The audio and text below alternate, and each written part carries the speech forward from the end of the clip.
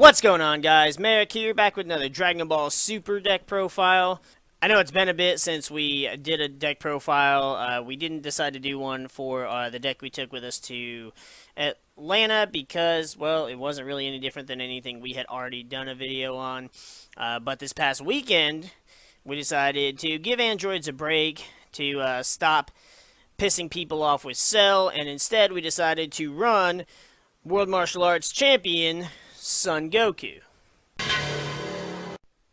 This leader is actually a lot of fun, and he works really nicely against decks that play a little bit more battle cards, just because his Awakened side allows you to kind of take advantage of that to get a few more hits in.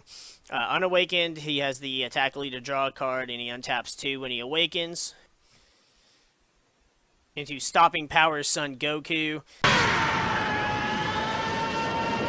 Once per turn, when this card attacks, draw a card, and this card gains 5,000 power for the duration of the turn, so it puts him at 20,000 power when he attacks. And once per turn, when this card KOs one of your opponent's battle cards, switch this card to active mode. So, you get 20,000 attacks in, good for hitting the opponent if you want to hit them with that Feet Kamehameha, or good for just kind of trying to mow down their battle cards and whittle away their support. Really cool leader. I like his ability. He's not as ridiculously OP as like Announcer or the new Hercule leader, but he's a lot of fun to play. So the first card we run in the deck is the Announcer himself, Ever Curious. And now, the first match of the tournament! His auto says, when you play this card, if your leader card is World Tournament, look at up to 7 cards from the top of your deck, choose up to 1 World Tournament among them, add it to your hand.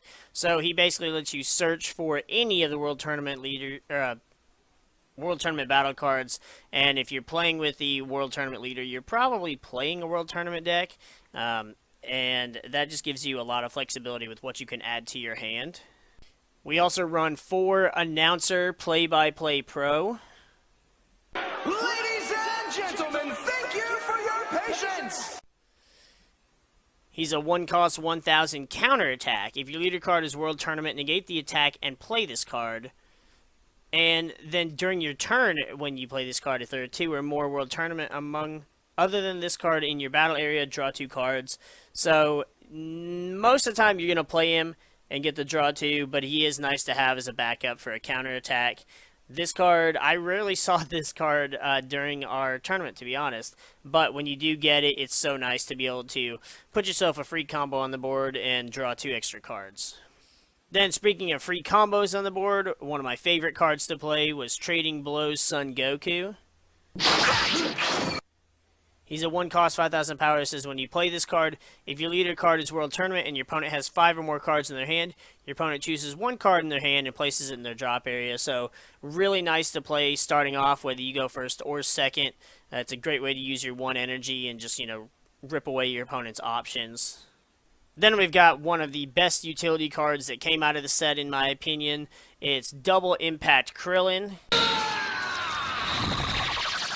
So the new lighting has a little bit of issue with these rares. He's a 2-cost 10,000 power. It says, when you play this card, choose up to 1 of your opponent's battle cards with an energy cost of 2 or less, ignoring barrier, and KO it. So he gets around a lot of barrier, including some of those cards that your opponent's going to play and just leave in active mode, whether to evolve with or to use later on to keep on the board. And the fact that he gets around barrier is just a nice way to put a stop to all that nonsense. Then to add a little more offensive pressure to the deck, we ran 3 Speed Attack Piccolo Jr. He's a 2-cost 15,000 power with critical. It's nice to just be able to drop a little crit guy on the board and swing at your opponent, and they're either going to take the hit and lose the card, or they're going to attempt a combo out of it, just so that they don't lose that life for nothing. The crit doesn't stop there. We also run 3 Honed Moves Yamcha. Ready for this? He's a 3-cost 15,000 power with critical as well. And when you play this card, you may choose 1 card from your life and add it to your hand. If you do so, your opponent chooses a card from their hand and places it in the drop area. So you essentially +2 off of it. You draw a card, your opponent loses a card. And then since he's got critical as well, he's going to attack and not let your opponent get that life card. Or again, they're going to have to combo out of it to prevent that damage from happening. Now, the first of the pairs we played in this deck starts with Tien Shinhan trading moves. He's a 3-cost, 15,000 power with barrier. And his activate main says once per turn, choose one Mercenary Tao trading moves in your battle area and KO it. If your leader card is Green World Tournament, switch this card to active mode, and for the duration of the turn, this card gains 5,000 power and double strike. So not bad. He's got barrier, so essentially you're going to play him and just leave him there. And then on turn 4, you're going to play Mercenary Tao trading moves. He's a 4-cost, 20,000 power with double strike, and when you play this card, if your leader card is a Green World Tournament and Tien Shinhan trading moves is in play in your battle area, your opponent chooses 3 cards from their hand and places them in the drop area. So essentially, you're going to play Tien, and you're going to not attack with him. You're going to play Mercenary Tao on your next turn, rip 3 cards out of your opponent's hand, attack with him for the double strike, attack with your Tien, then blow up the Tao, switch Tien back, give him double strike and 5k, and then attack with him again. And then in case we wanted to keep pushing the assault on our opponent, we ran 4 Best Buddy Chaozu. He's a 1-cost, 5,000 power. This is when you combo with this card during your turn, choose up to 1 Tien Shinhan trading moves in your battle area and switch it to active mode. So you attack with Tien, you attack with Mercenary Tao, you KO Tao, you switch Tien, you attack with him. He keeps that 5,000 in the double strike for the duration of the turn, so then you combo Chaozu, 25,000 double strike. That's a lot of damage coming at your opponent, and so that's why we run 4 of them in there. We didn't actually really get to use him very much. We ended up drawing him, at least 2 of him, within the first 2 turns of every game we played, so he ended up getting charged a lot. The Tien General Tao combo got played, but Chaozu, well, he kind of missed his opportunity. We also play a second Link combo in our deck, starting with Destined Conclusion Hero. He's a 3-cost, 15,000 with barrier. And when Destined Conclusion Piccolo Jr. is played from your hand, if your leader card is a Green World Tournament, this card gains 10,000 power and critical for the duration of the turn. Then your opponent chooses 3 cards from their hand and places them in their drop area. And you cannot place your opponent's hand in the drop area using Hero's skill for the duration of the turn. So you're going to play him, you're going to let him sit there, then you're going to play the Piccolo. Hero's going to get 10,000 and critical. And 25,000 critical is nothing to scoff at, especially when you're ripping 3 cards out of your opponent's hand. And if you thought that was bad enough, Destined Conclusion Piccolo Jr. is even worse. He's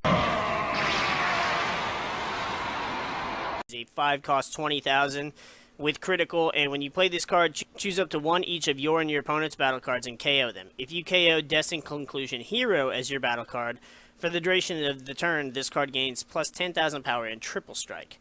So he becomes a 30,000 triple strike with critical before any combos that you might do, and it's just sick. Getting this combo off is so good, and it feels so good to be able to get the win with that 30,000 triple strike. It doesn't happen as often as the Tien General Tao combo, but nonetheless, it is still super nice when it happens.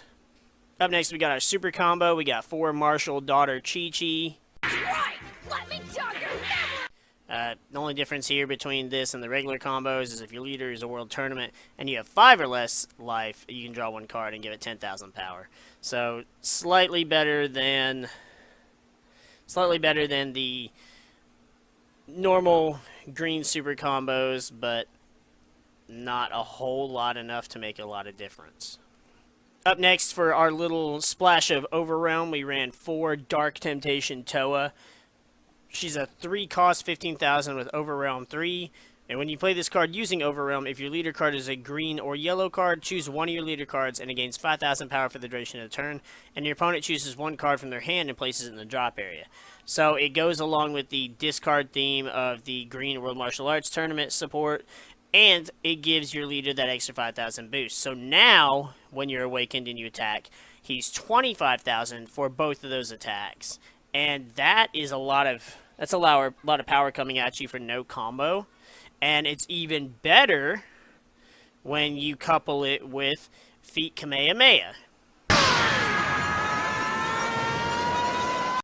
We ran 4 of these. It's Activate Battle. If your leader card is a green Son Goku, for the duration of the battle, it gains plus 15,000 power and critical. There were a few instances where we used this for defense as like a more powerful super combo, but more often than not, we did in fact use it for that crit damage. And when it adds 15,000 on top of even just the unawakened 10,000, that's already a lot of damage. 15,000 if you played a Toa, and if you did all of that with the awakened side, then you've got 40,000 crit coming at your opponent after very little effort on your part.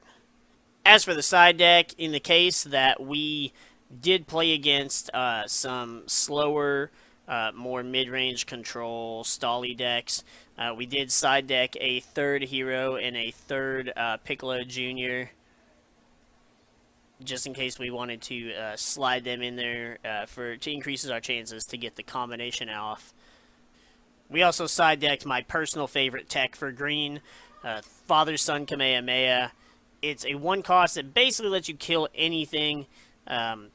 Choose one of your opponent's battle cards, energy cost larger or equal to their total energy, and KO it. So it's great for KOing evolve cards. It's also great for KOing stuff that plays for free. And for 1 energy, it's just such a good card to be able to tech in any green deck. Then we ran 4 time control Cronoa to shut down those Shugesh players with their leaders. Of course, there's various leaders that can play Shugesh. Right now, there's Mecha Frieza and there's Jackie Chun, and there are others who can play it as well. It's possible that the Set 5 Frieza Sorbet will play it as well. They don't have to, especially if the player is worried enough about Cronoa. But a lot of decks don't main deck Cronoa. Some people do main deck it because they have the space, and it's basically a 1 cost draw card, and it has the added bonus of shutting down Shugesh if you happen to be playing against yellow. Then we ran 2 Mira Creator Absorbed. So this card has a few dual purposes. The first one being that he gets stupid big, so he can run over pretty much anything. So you overwhelm him for 1 energy. You just have to have 4 in your drop. He's got Deflect, so you can't counterplay him with Crusher Ball or Cold Bloodlust. And we don't worry about that when you play this card with Union, because you're not playing it with Union. But when you attack with him, he gains 5,000 power for each card in your warp for the duration of the turn. So 30,000 plus every card in your warp. It's always going to be big damage. It's an easy way to get around like the Vegito or Bergamo, things that your opponent is going to try their hardest to defend against. Or if you're just going straight for game, it is a great finisher, especially when you couple it with the Double Strike Champa and the Double Strike Supreme Kai. Then we had another tech for yellow, also works against green. We ran 2 Haru Haru Attacker Majin.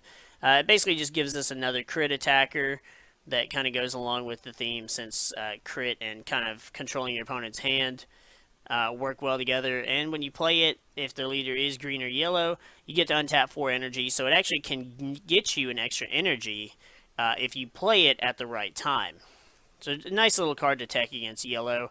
It works against green as well, but doesn't really seem to do as much, since green is nowhere near as defensive and control-based as yellow. Then the last 2 cards in the side deck, we ran 2 Massey and the Mysterious Warrior. This is still one of my favorite cards to side deck. You overwhelm him for 1 energy, he's got Double Strike, and then when you play him, you can KO cards without blocker up to 5 or less energy and send them to the warp. And that's just, it's such a good way to clear the board, especially against decks like Announcer and like Hercule that play a bunch of just little 1-drops, and then you just warp away their entire board. Sure, it doesn't do a whole lot in the long run, but it does get rid of a lot of free combo power for them. Also, it works really well against a lot of decks that play smaller energy battle cards, such as Veggies, for example, and even the Storm decks with all their Bardocks and their Gotens. It gives you a way to get rid of a lot of smaller guys for a lot less of an energy cost. Round 1, we ended up playing against a Hercule player, and I gotta say, Hercule is such an annoying deck to play against. Although I do think that based on my experience playing against it this weekend, I think that the Janemba support is going to be a fantastic way to deal with Hercule because they draw so many cards and Janemba does all that milling and it's going to be a lot of damage one way or the other and you can actually probably deck them out at that rate. We ended up losing to it. We got game 2, which was really nice. We just went ahead and just crushed them. But game 3, we ended up doing as much as we could, ripping his hand apart. But sometimes it's just too hard to do when Hercule draws on his combos and draws 3 when he awakens. Like, you can rip their hand apart, but then they almost immediately have it right back. Because with Hercule, every super combo, you draw 2 cards. Every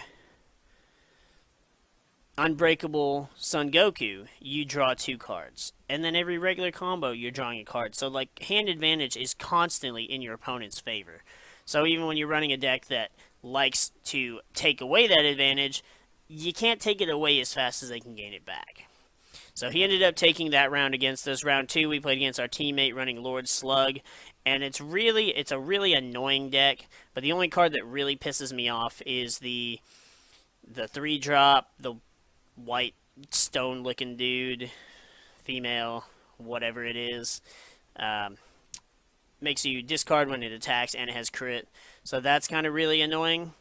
Game 1, we ended up ripping both of each other's hands apart to the point that we were top decking. It was literally top deck versus top deck, and to see who could draw into the best stuff and who could prepare the best. We ended up taking that one in game 3. And then in round 3, we played against Hercule as well. And we ended up actually taking that one. Hercule is one of those decks where it's not impossible to beat them. You just have to whittle through all their defenses. It's just like people say about how to play against the Storm decks. They're not impossible to beat. They just get a lot of card advantage, and without something like Cell, for example, or the stupid new Gogeta, whatever, it's hard to whittle away that hand advantage. But if you can manage to do it and keep yourself alive in the process, then it can be done, and then you can overwhelm them.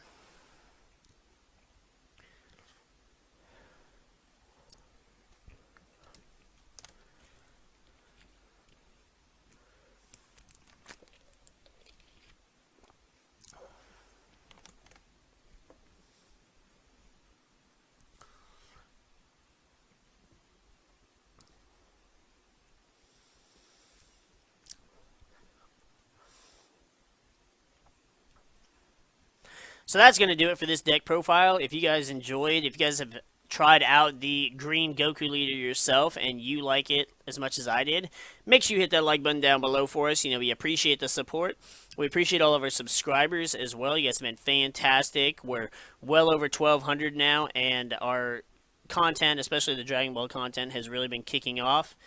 And it means so much to us that you guys are willing to come out and view the content and even sit there and comment with us and just carry on discussions about the set and different things we can do with all the new cards, with all the old cards, and how we can improve our builds as well. You guys have a lot of insight that sometimes I don't even come up with, and it's really refreshing to get an outside look on things to see what we can do better. But with that, we're going to go ahead and get the frick out of here now, and we'll see you guys in the next video.